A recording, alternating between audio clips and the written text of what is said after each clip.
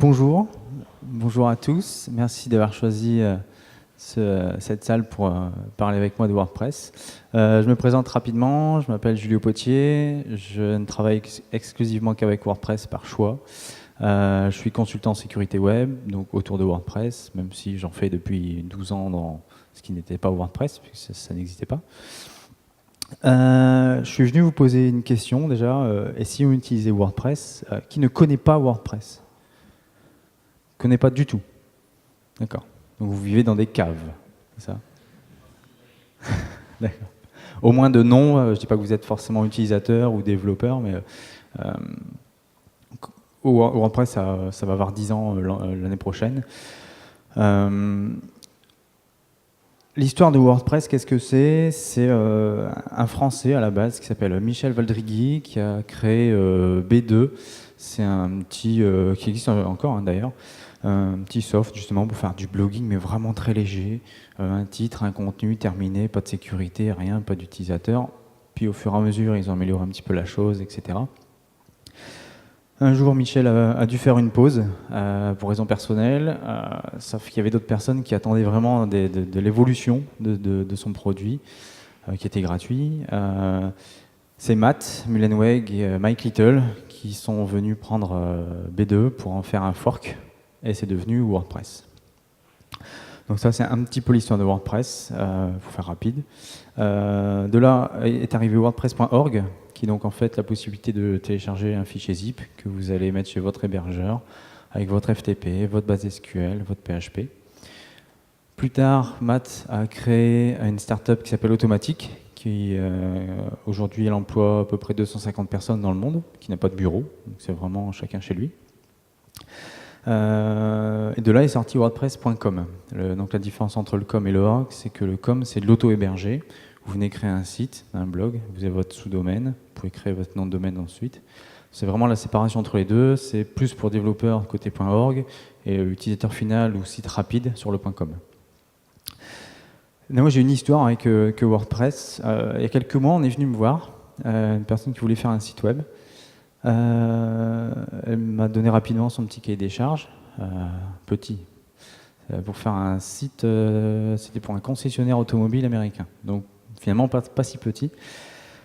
Et une des premières lignes, c'était voilà, choix du CMS, sauf WordPress. Donc déjà, sachant que je fais que du WordPress, déjà, je me suis demandé pourquoi tu es venu me voir. Et je lui ai demandé évidemment mais pourquoi pas WordPress, puisque je fais que ça de toute façon. Elle me dit WordPress c'est pas sécure. Donc vous l'avez peut-être déjà entendu, peut-être même que vous pensez la même chose. Mais je lui dis aujourd'hui, même si je me reporte il y a quelques mois, ou encore aujourd'hui, le corps de WordPress ne contient pas de faille qui n'est pas corrigée. Donc je peux dire aujourd'hui à un instant T, WordPress est sécure. Peut-être qu'il y a une faille dedans qu'on n'a pas encore découvert. Si un jour quelqu'un la découvre, ce sera remonté aux développeurs qui feront un patch qui sortira instantanément. Et parfois même, on découvrira qu'il y avait une faille qu'au moment du patch. Donc ça, c'est une grosse réactivité. Ce qui est plutôt pas sécure, c'est ce qui va être autour de WordPress. C'est ce que vous allez ajouter, les plugins, les thèmes ou d'autres scripts. Je pense notamment à TimTum, pour ceux qui connaissent WordPress et les problèmes de sécurité. TimTum, c'est un petit script qui va redimensionner certaines images. Le problème, c'est que c'est exploité pour uploader des backdoors en PHP. Donc ensuite, le site est aux mains des pirates. Et pour ce qui est des plugins et des thèmes, c'est plutôt malencontreux. C'est pas forcément du code malicieux, mais ce sera du code vulnérable. Donc la différence, c'est que malicieux, c'est volontaire. Vulnérable, c'est une maladresse de code qui permet une exploitation d'une faille. Et ça, c'est pas forcément lié à WordPress. Si vous faites un dev maison, vous avez besoin d'une librairie à droite à gauche. Qu'est-ce qui vous dit que votre librairie est sécure? Finalement, est-ce que votre produit était sécure ou pas? Est-ce que c'est pas à cause de cette librairie? Donc c'est un peu ça. WordPress prend un peu le coup pour les plugins qui ne sont pas sécures, et on dit finalement WordPress n'est pas sécure. Donc après l'avoir dit ça, donc j'ai essayé bien sûr de l'amener à faire du WordPress. Il me dit oui, mais WordPress c'est pour faire des blogs. Ça aussi ça traîne encore, ça traîne. Oui, à la base, WordPress, c'est du blogging, évidemment. En 2003, ça sert à faire du blog. On ne peut pas faire autre chose que du blogging avec. Au fur et à mesure des améliorations, on a commencé à pouvoir faire autre chose. des sites un peu plus corpo, etc. Mais on sentait bien qu'il y avait derrière l'esprit blogging. Puis est arrivée une version 2.9 qui a permis à WordPress de prendre un très très gros virage, puisque déjà il y avait WordPress et WordPress MU, donc c'est la version multi-user, multi-site, qui a disparu en 2010, qui a été mergée dans la 2.9, et la 2.9 a permis aussi l'ajout de ce qu'on appelle les custom post types, donc c'est les contenus personnalisés. Donc ça c'est un énorme point. À partir de là, WordPress, on peut dire vraiment, c'est devenu un CMS à part entière. On peut faire du e-commerce, on peut faire plein de types de sites. Donc, quand elle me dit c'est que pour faire un blog, sachant qu'effectivement elle ne voulait pas un blog, elle se sentait un petit peu bloquée avec ça. Donc je lui ai dit que non, c'est pas que pour faire des blogs. On peut faire beaucoup d'autres choses. Je vous dis du e-commerce, du corporate, de l'intranet, de l'événementiel, de l'institutionnel et le sur-mesure. Vous pouvez totalement faire du sur-mesure avec WordPress. Je vous montrerai un tout petit exemple avec du code tout à l'heure. On est beaucoup moins limité qu'avant, et même sans plugin. On n'est pas forcément obligé de mettre des plugins pour faire en sorte que ce soit mieux. On peut faire simplement un petit peu de dev. On voit dans la doc, j'ai besoin d'ajouter un type produit, je vais ajouter un champ prix, etc. Bien sûr, il y a des plugins qui existent, gratuits et payants, pour vous aider à faire ça. Et c'est là où on revient au problème de sécurité. Est-ce que c'est sécurisé ou pas? Elle me dit maintenant, bah oui, mais WordPress, c'est pas pour les gros clients, les grosses marques, ils prennent pas du WordPress, parce que WordPress, comme dans l'idée, c'est faire du blog, c'est faux. Alors, j'ai demandé à un ami, Thierry Pigot, de me donner quelques adresses de sites français faits sous WordPress. Et je me dis que Bouygues, Coca-Cola, GDF, Vivendi, c'est pas la petite marque. Je pense pas qu'ils soient venus voir des freelances pour dire faites-moi un site en WordPress. Je pense que derrière ça, il y a forcément des agences qui ont fait le pari d'essayer de donner WordPress à ces grosses boîtes, de leur dire bah, écoutez, faites-nous confiance, on va vous montrer que WordPress peut correspondre à votre besoin. Je pense notamment à l'agence Globalis, il y a Armel de Globalis qui est là. Je parle souvent avec eux et bah, ils prennent le pari sans problème d'utiliser WordPress, et pas que, mais aussi WordPress pour des projets. J'en ai pris 8 en français. Thierry m'a donné une liste comme ça sur Skype. Il m'a dit je te donne que le top. Et il y a la même chose sur le site WordPress US. Donc il y a des marques US, BBC, etc. qui utilisent. Donc là, il commençait un petit peu à être... voilà, il commençait à être embêté. Finalement, c'est secure. Finalement, c'est pas pour les blogs. Finalement, il y a des grosses marques aussi qui s'y mettent. Bon, finalement, c'est moi qui n'ai pas voulu travailler avec. Parce que finalement, WordPress, il en voulait quand même pas. C'était un point un peu trop fermé pour moi. Alors, je vais quand même parler des chiffres de WordPress rapidement parce que aujourd'hui, en septembre, c'est les dernières stats, WordPress, ça représente plus de 23% du web mondial. Il y a un an, en septembre 2013, c'était 17%, donc plus 6% à l'année, c'est assez énorme. Quand on voit la place du deuxième, il y a un fossé qui est quand même incroyable. C'est pas comme si on était talonné à 20, 22, c'est vraiment à plat de couture.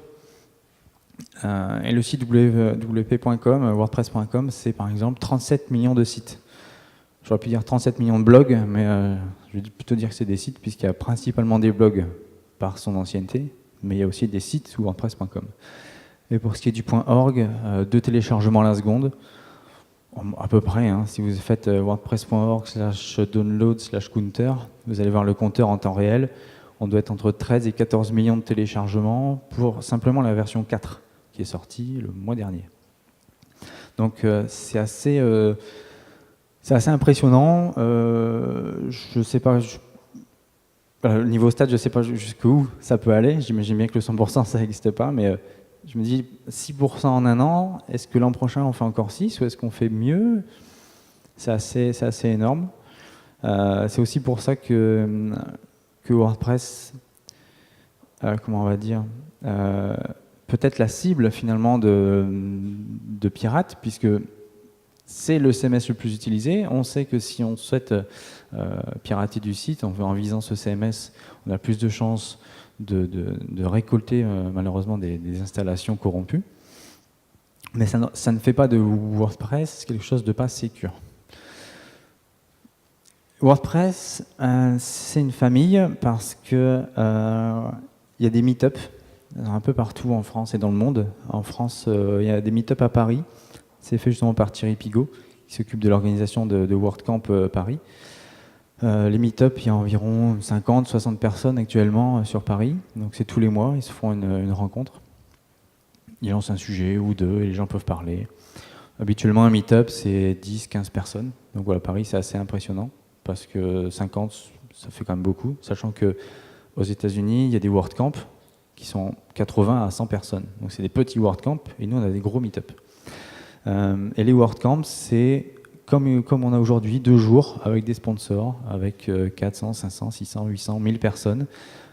Il y en a un aujourd'hui de WordCamp à Cape Town, aux US. Il y en a un ce week-end, c'est le plus gros de l'année, c'est San Francisco. Je crois que c'est 1200 personnes attendues. Et je viens de faire celui de Bulgarie, le WordCamp Europe, avec toi. On était, je crois, 8 ou 900, donc c'est super bien. Et ça, on sent bien qu'il y a du partage. Il y a beaucoup de partage. Il n'y a pas de clan, il n'y a pas de club, il n'y a pas d'élite. Voilà, on fait tous du WordPress. Même, il n'y a pas besoin de savoir à quel niveau on en fait. C'est pas, je suis développeur, je suis super lead développeur, je suis blogueur. Il n'y a pas. On fait du WordPress, on s'en occupe, on s'y intéresse. Il y a peut-être des gens qui viennent découvrir. Il y a des chefs de projet, il y a des gens qui vendent des produits. Je vends, moi, personnellement, un produit sous WordPress. J'y vais aussi pour apprendre des choses. J'aime bien écouter ce qu'ils ont à dire. Et à la fin d'une conférence, ben voilà, on se prend une demi-heure, on parle, on va au resto, on parle de WordPress, on fait que ça. Ouais. Moi, je respire WordPress. Et c'est une famille parce qu'aussi dans le travail, donc moi je vis de WordPress, je fais vraiment rien d'autre, je fais que du WordPress, donc on peut en vivre sans problème. Je ne sens pas avoir des concurrents. Pourtant, des gens qui font la même chose que moi, mais ce n'est pas des concurrents. Pour moi, c'est que des collègues. Je peux très bien leur donner du travail, je peux très bien leur donner mes clients. Ils vont m'en redonner en retour s'ils peuvent pas, bah, c'est pas grave. Si j'ai pu en donner, c'est que finalement j'avais trop pour moi. Si on me demande du SEO, je vais pas en faire, du thème, je vais pas en faire, du design, je vais pas en faire. Moi, je vais plutôt focus sur la sécurité, développement de plugins avancés, etc. Je fais des formations WordPress, mais il y a des choses que je veux pas faire par choix et je le donne. Et c'est là où je sens vraiment c'est un grand groupe de personnes qui est juste étalé sur la planète finalement. Les WordCamp, petite stat, il y a 350 WordCamp sur 172 villes dans 48 pays. Et ça fait qu'augmenter, surtout depuis les 2 dernières années, le nombre de WordCamp. C'est vraiment, vraiment impressionnant le nombre de WordCamp qui augmente. Rien que Paris, on en a fait en 2011. 2012, on n'a pas fait. On en a fait en 2013. On en fait en 2014, en janvier aussi. On va en faire un donc en janvier 2015. Mais là, entre-temps, il y a Nantes qui commence à s'y mettre. Le mois prochain, je serai à Nantes pour un événement WordPress technique. Mars, il y a Londres qui fait son deuxième. Il vient d'avoir le WordCamp Europe. J'ai fait le WordCamp Montréal en août. On m'a invité en Pologne. C'est assez impressionnant. Il y a un nombre de WordCamp qui se crée beaucoup plus rapidement qu'avant. Aux US, il y en a toujours eu beaucoup. C'est là où ça a démarré, hein, de toute façon. Ce chiffre, c'est depuis 2006. Donc ça fait 8 ans, c'est ça. Et toute cette famille, elle contribue, et je vous invite à contribuer. N'importe qui peut contribuer à WordPress. WordPress, c'est vraiment pour tout le monde. Quand on parle contribution WordPress, j'en ai parlé hier, tout de suite, on s'imagine, t'es développeur. Mais il n'y a pas besoin d'être développeur pour contribuer. Si vous parlez plusieurs langues, traduisez. Il y a 40 langues aujourd'hui de traduction WordPress. On vient de voir qu'il y a 46 pays. Il y a bien 6 pays qui n'ont pas leur langue. Donc vous pouvez contribuer rien qu'avec ça. Vous aimez documenter du code, vous aimez prendre de la doc pour expliquer des morceaux de code, faire du développement dans la documentation, bah, amenez-vous dans la documentation, c'est de la contribution. Si vous faites du thème gratuit, du plugin gratuit, c'est de la contribution. Si vous venez répondre à du support sur les forums, c'est de la contribution. Tout ce qui est... Même quand vous venez simplement à un WordCamp, vous contribuez finalement. Quand vous venez faire une conférence à un WordCamp, vous contribuez aussi. Vous pouvez contribuer avec les meet-up, la traduction, les plugins, faire de la formation, modifier les interfaces. Souvent, il il y a des gens qui sont vraiment super calés dans les interfaces, puis ils vont dans l'interface admin, puis ah, ça c'est mal fait, ça machin. Ok, viens, parle-nous-en, dis-nous ce qui va pas, comment est-ce qu'on l'améliore, et puis on va bosser ensemble dessus. Voilà. Il faut que ce soit constructif.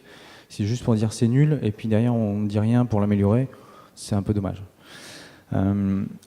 J'ai ma contribution, c'est-à-dire que je suis allé dans le support, j'ai regardé les bugs que les gens avaient trouvés. Il y a certains que j'ai testés, j'ai réussi à reproduire le bug, j'ai créé un patch, je l'ai soumis, ils ont accepté le patch, et ça c'est la liste des à peu près 200-250 personnes, des gens qui ont soumis un patch qui était accepté. Donc du coup vous avez votre nom dans les contributeurs, en fait, contributeur au corps de la 4.0. Et il y a ici ScreenFeedFR, c'est un ami à moi, français aussi, de Toulouse. Et ben ça fait plaisir en fait d'avoir son nom ici. Bon, je n'ai pas encore mon petit avatar, mais pourquoi pas, c'est dans les équipes au-dessus. Après, il y a vraiment les gens qui sont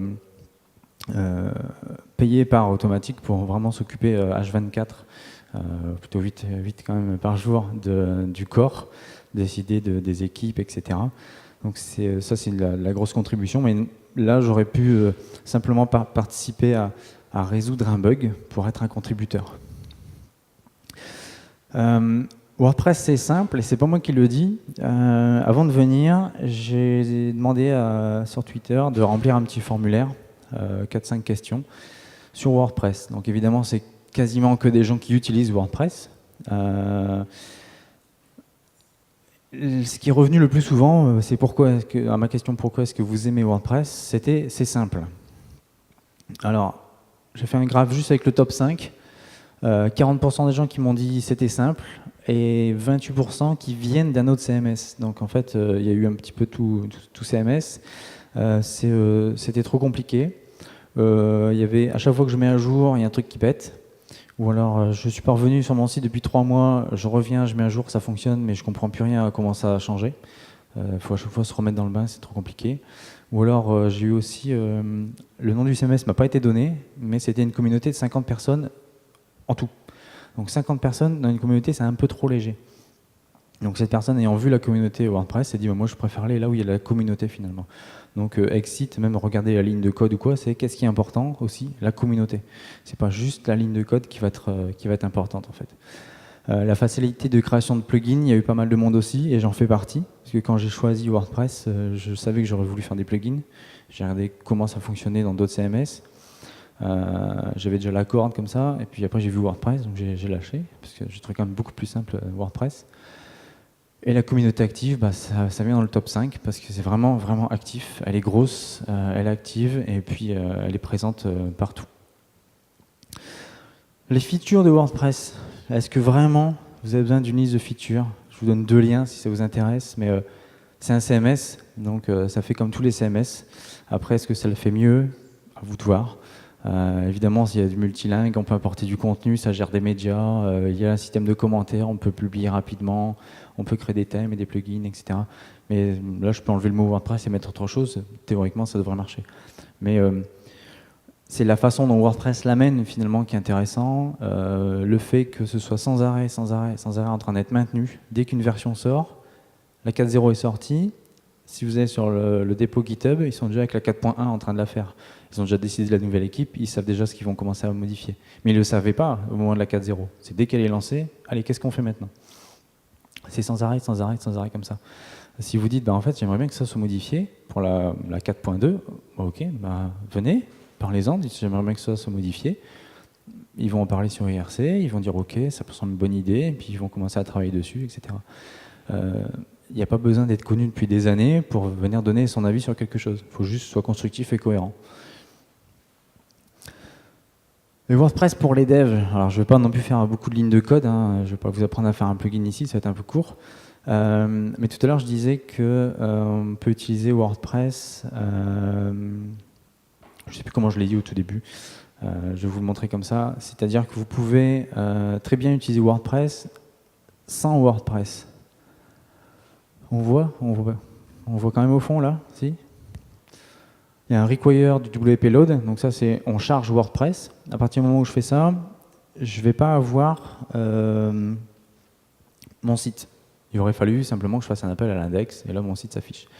Require VP Load, ça va charger tout le framework finalement de WordPress. De là, j'ai accès à toutes les API. Donc je vais pouvoir dire, j'ai la gestion des utilisateurs et des droits, donc je peux vérifier que l'utilisateur en cours est un admin, dans ce cas-là je fais quelque chose. Je peux faire des requêtes en base de données avec la global WordPress database. Je peux récupérer des articles, ici c'est des products, donc voilà, c'est sur mes produits. Je peux afficher un flux RSS en une ligne. Je peux faire des appels distants, à des API, etc. À moi de les traiter comme je veux. Ça reste une page blanche si j'ai envie. J'envoie les données dans une autre base, j'envoie sur une autre API. Je le gère comme je veux de cette façon-là. On peut très bien charger WordPress sans le front. Et le back, on peut customiser le back à souhait. Évidemment, ça requiert du développement puisque c'est pas prévu pour, mais on peut le faire quand même. Moi, je vous parle de WordPress en 7 jours. 2 jours et demi, 2 jours et demi et 2 jours. Vous pouvez apprendre le développement WordPress, à partir du moment où vous connaissez le PHP. Je vous dis 2 jours et demi pour le front-end, 2 jours et demi pour le back-end, et il vous reste 2 jours pour le week-end. Ouais, c'est drôle, hein, il n'y a que toi qui arrive. Merci beaucoup Armel. Le front-end, c'est donc tout ce qui est création d'un thème et des templates. Donc je ne parle pas d'un design où je vais sur Photoshop, etc. Là, c'est vraiment le design, je l'ai. Comment est-ce que je fais pour transformer ça en thème WordPress? WordPress a son système de thème qui est assez simple à comprendre. En 2 jours et demi, vous aurez maîtrisé ça. Pour le back-end, vous pourrez créer des plugins, des widgets, travailler sur le dashboard, jouer avec les utilisateurs, les droits, etc. En 2 jours et demi aussi. Et sur les 2 derniers jours du week-end, soit vous vous reposez, ou soit vous faites déjà votre site ou vos développements. Sachant que là je dis 5 jours, en 4 à 5 jours c'est faisable. Moi je fais des formations, j'en fais une en novembre, là je fais 3 jours, formation WordPress avancée, donc c'est surtout sur le back-end. Donc là les gens, ils connaissent déjà un petit peu WordPress, ils connaissent le PHP, mais ils veulent aller beaucoup plus loin. Donc on va essayer de couvrir un maximum de choses, et 3 jours c'est suffisant. Essayez encore avec WordPress, parce que peut-être que vous avez déjà essayé WordPress, peut-être que vous connaissez WordPress d'il y a quelques années. Essayez de réapprivoiser WordPress, réinstallez-le, faites un site, essayez de refaire un site que vous avez déjà fait, ou même, tant pis, refaites un blog. Allez, on va faire un blog WordPress. Voyez comment ça a changé depuis le temps, parce que même l'interface change. Récemment, il y a beaucoup de choses qui ont amélioré l'interface côté back-end. Je ne vais pas vous parler du front, parce que ça dépend du développeur du thème, ça ne dépend pas de WordPress lui-même. Mais revenez faire un essai, redécouvrez ce que c'est. Ça a changé même en simplement moins de 2 ans. Là. Ça change très souvent. Et s'il vous manque des choses, venez contribuer, venez ajouter votre idée finalement. Depuis 2003, ça faisait du blog jusqu'en 2010. En 2010, ça peut faire maintenant tout site. Et aujourd'hui, 2014 et plus tard, on peut toujours se dire que ça va toujours changer, changer et changer. Il y a un marronnier, c'est le fork de WordPress. Et on reviendra aussi l'année prochaine, parce que l'année prochaine, WordPress aura 1 an de plus. Et on va dire, alors, est-ce qu'il faudrait forker WordPress, est-ce qu'il ne faudrait pas reprendre à zéro, etc. Le problème de forker WordPress, c'est qu'aujourd'hui on a ça, voilà, WordPress avec ses thèmes et ses plugins, mais si on fork, il faudra beaucoup de branches. Il y aura un WordPress spécial blog, un WordPress spécial CMS, spécial entreprise, spécial multisite, un WordPress expérimental. Le souci de ça, c'est comment est-ce que je fais pour que mon plugin soit compatible partout. Pareil pour mon thème. Ça va être beaucoup trop complexe. Et puis aussi au niveau de la communauté, aujourd'hui tout le monde est là. Maintenant on fait quoi? On divise les gens, ça va être un peu complexe. Alors un tel il fait partie de la team machin, avant il faisait partie simplement d'un WordPress global. On fait quoi? On enlève ce qu'on appelle les hooks, c'est les points d'entrée de WordPress, on en enlève, on en ajoute, pourquoi ce serait là et pas ailleurs? Donc ça casserait un peu tout l'écosystème déjà, et je pense pas que ce soit une bonne chose. Si ça vous intéresse vraiment de le forker, faites des recherches sur Google WordPress Fork, vous allez voir tous les avis qui sont plutôt négatifs. C'est là-dessus évidemment que j'ai trouvé cette image qui était pas mal. Donc je vous l'ai dit, WordPress a 10 ans.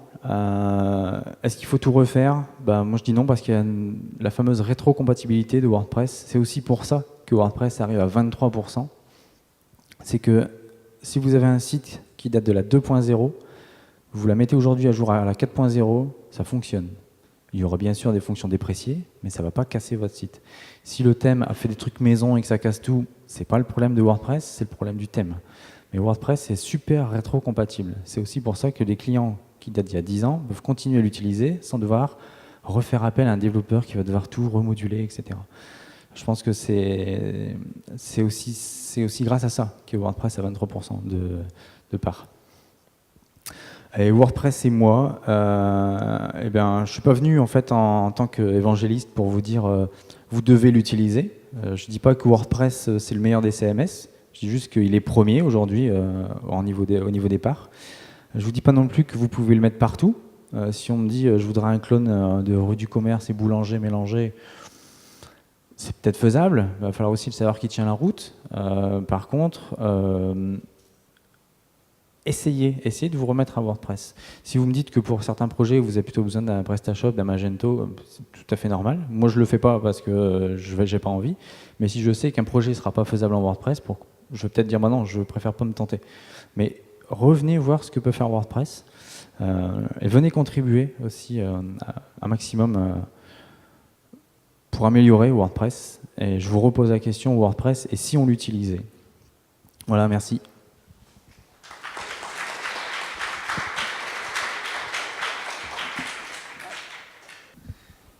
Bonjour, merci pour la présentation. J'avais une petite question, vu que tu avais dit que tu étais plus en consultant sécurité sur WordPress. Forcément, moi je fais partie d'une agence web où on a pas mal de sites sur WordPress et on a été confronté à 2 failles de sécurité de suite, la MailPoet et la Revolution Slider récemment, avec une vingtaine de sites hackés où on a fait même une moulinette pour corriger ça automatiquement. On est tombé un peu par hasard sur des plugins comme Word Defense. Est-ce que tu as un avis là-dessus? Est-ce que tu l'as déjà utilisé? Est-ce que tu le recommandes?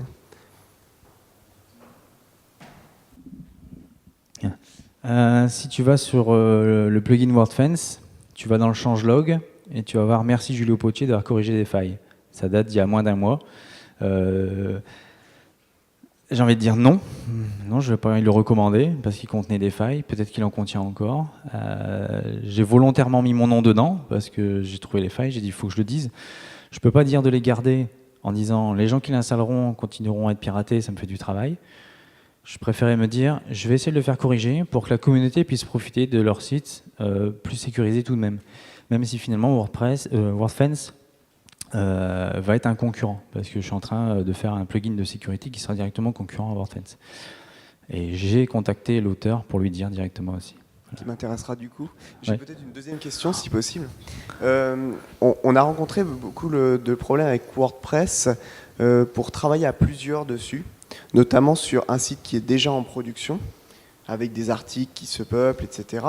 Et vu que beaucoup de choses sont stockées en base, on a le problème un peu de versionning pour dire sur quelle version on travaille, comment on la déploie sur plusieurs postes, comment avancer une fonctionnalité et comment merger le tout.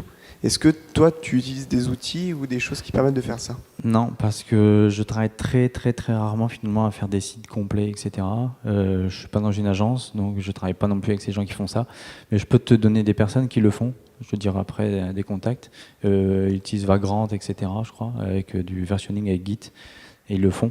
À chaque fois qu'il y a une mise à jour de plugin, ils me disent il y a tout un versionning qui s'est fait.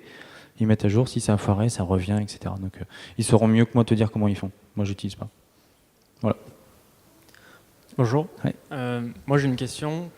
L'un des gros problèmes, j'ai l'impression, de WordPress, c'est qu'on peut savoir, en affichant juste le code source, que c'est un WordPress. Et ça, d'après moi, c'est un gros problème typiquement de sécurité, parce que il suffit d'aller sur Google et puis de taper la bonne requête pour trouver tous les WordPress et puis les tester un par un pour voir s'ils ont tel plugin ou si... Et du coup, je voulais savoir, est-ce qu'il y a une façon simple de masquer le fait que notre site, c'est un WordPress? J'ai vu qu'il y avait un plugin payant. Hide My WP. Peut-être. Qui, je sais plus, qui proposait de faire ça. Moi, je refuse de payer pour un plugin qui permet de faire ça.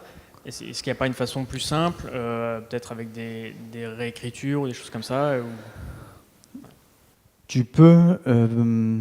en fait, il y a des constantes qui contient par exemple WP Content, slash uploads, etc. Tout ça, tu peux le modifier. Tu peux dire que tes uploads, ça s'appelle fichier, c'est à la racine, que le WP Content s'appelle contenu, etc. WordPress est fait pour pouvoir gérer tout ça. Mais tu risques d'être coincé si tu utilises trop de plugins, parce que plus tu vas en utiliser, plus tu risques d'utiliser des plugins mal faits qui auront écrit en dur WP Content, et ça va forcément foirer. Donc si tu fais que du dev maison, très bien, tu sais que tu maîtrises tout. Après, tu es en train de me parler de masquer des choses. Or, même quand je fais comme ça, tu existes. C'est-à-dire que même si je cache, ça sera toujours un WordPress et ça sera toujours possible de l'exploiter. Donc, sécurité par l'obscurité, moi je pense que c'est pas bon. Non, mais en fait, je me dis que c'est déjà un début. C'est un début, mais vaut mieux sécuriser qu'essayer de cacher et pas sécuriser. Je veux dire, j'ai déjà vu des voitures qui enlèvent les logos, je reconnais la voiture quand même. Ça me fait penser à ça. Ça n'empêche que ça reste un WordPress et que s'il n'y a pas de sécurité dessus, ça sera exploité.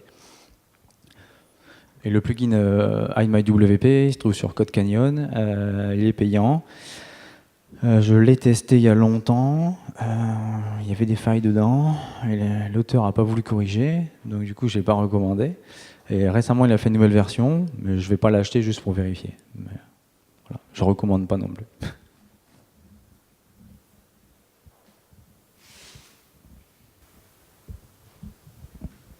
Ouais, peut-être juste pour compléter la réponse, je pense que même s'ils ne trouvent pas de balise qui explicite le fait que c'est un WordPress, de toute façon, ils font des attaques sur les fichiers qu'ils connaissent et ils balancent. Enfin, moi, sur des sites qui sont non WordPress, je vois bien dans mes access logs qu'ils essayent de trouver des failles WordPress alors que je ne suis pas sur WordPress. Inversement, sur les WordPress, je trouve des com content. Je dis tiens, du Joomla ici. Voilà. Donc pas Joomla chez de moi. toute façon, voilà, je pense c'est que des scanners. ça, ils ont une liste ouais. grande comme le bras pour tenter des URL et si ça fonctionne, ça fonctionne.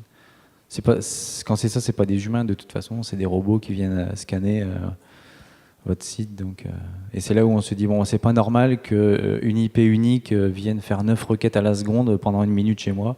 C'est là où vous devez mettre un petit quelque chose pour dire arrête de crawler, tu fais un petit ban 10 minutes et c'est bon, il va pas plus loin, quoi. Alors sinon, j'ai deux petites remarques et une question. La première remarque, c'est que tu avais l'air de dire que c'était les salariés automatiques qui s'occupaient du corps, mais il y a aussi des gens qui ne sont pas du tout chez Automatique et qui s'occupent du corps. Oui, bien sûr. Okay. Bien sûr. Et tu as parlé d'un dépôt GitHub. Oui. Il y a un dépôt, ils sont passés de SVN à GitHub Non, il y a un dépôt GitHub aussi, mais on ne peut pas push. C'est juste pour le voir. C'est la lecture seule. Tu peux récupérer, ouais, sans lecture seule. Tu récupères et puis... Okay. Moi, je bosse sur un CMS aussi, et avec des plugins et des extensions. J'en ai beaucoup moins que WordPress, mais je me demande, est-ce que WordPress, ils arrivent facilement à gérer l'intercompatibilité entre les extensions qui sont proposées? Parce que moi, c'est un problème que je rencontre sans arrêt. C'est-à-dire que tu installes tel plugin, le problème c'est que si tu installes un autre, clac, ils ne vont pas marcher ensemble. Et encore plus avec les thèmes. Tu installes un thème, ouais, sauf qu'il va peut-être y avoir qu'un tiers des plugins qui marchent avec. Est-ce que sur WordPress, ils arrivent à éviter ce problème-là ou fatalement ils le rencontrent aussi? Fatalement, ils vont le rencontrer. Okay. Je vais pas jeter la pierre, mais ça dépend de la façon dont les plugins sont développés. Si ça respecte bien les standards, si ça respecte bien toutes les fonctions WordPress. Mais après, s'il y a des plugins qui vont toucher la même chose, ils vont entrer en concurrence à un moment donné et là, ça va forcément pas fonctionner. J'ai récemment un client qui s'était fait pirater, je vais sur son site et je vois qu'il avait 4 plugins de sécurité. Ben non, mais ça fait rien. Il y en a un qui se mange sur l'autre, il croit que c'est l'autre qui fait des attaques, en fait, il essaie de se protéger, puis en fait, ça faisait n'importe quoi. Tous se tapaient au même endroit, puisqu'ils voulaient tous sécuriser le même truc. Mais forcément, ils se marchent dessus à un moment, quoi. Donc, il faut savoir ce qu'on veut faire. Après, comment les plugins sont développés. Et puis, si vraiment il y a un conflit, il faut essayer de comprendre pourquoi. Est-ce que c'est un conflit qui, on va dire, qui est normal, parce qu'ils se marchent dessus, parce que c'est prévu comme ça, ou est-ce que non, il y a bien un des deux qui a fait du bazar et qui n'est pas normal. J'ai un de mes plugins qui s'appelle anti-CSRF, anti-CSRF, donc c'est pour empêcher la faille CSRF dans les plugins qui n'ont pas mis de token de sécurité dans leur page. 90% du temps, ça foire. parce que les personnes qui ont développé le plugin qui fait foirer le mien ont mal utilisé la fonction WordPress admin URL. Ils ont concaténé avec une chaîne au lieu de mettre la chaîne en paramètres. Et moi, je peux donc pas lire de paramètres, donc je pense qu'il n'y en a pas. Donc c'est pas de ma faute, et pourtant c'est le mien qui fait tout péter.